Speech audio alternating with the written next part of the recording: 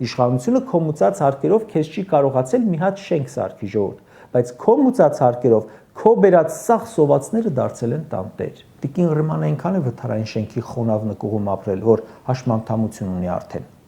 Մի քանի օրից լրանում է 7 տարին, որ տիկին Ռիմայի համար սրանք իշխանություն են ստացել։ Կասեն, թող նախկինում շենք տային։ Չեն տվել։ Դրա համար էլ դուք հեղափոխություն եք արել, որ շենք տաք, բա տայիք։ Տուն պահանջողներին քաղաքապետարանը պատասխանում է, թե փող չկա։ Մեծ գումարներ են պետք, մայրաքաղաքի բյուջեն այդքան փող չունի։ Նախ գումար չունեիք, չխոստանայիք, չասեիք, ասեք կանենք։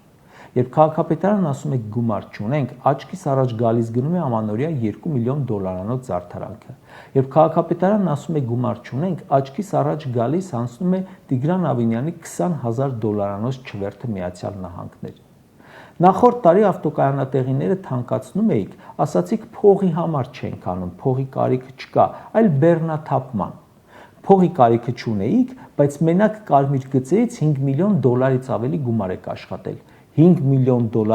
համ Վարդաշենի այդ վթարայինի բնակիչների համար շենք կսարքեիք, համ այսօր բողոքի ակցիա անող զոհված ու վիրավոր զինծառայողների հարազատների համար կողքից մի երկու հատ էլ կսարքեիք այն մարդկանց համար, որոնց անտուն եք թողել ձեր տարբեր որոշումների պատճառով։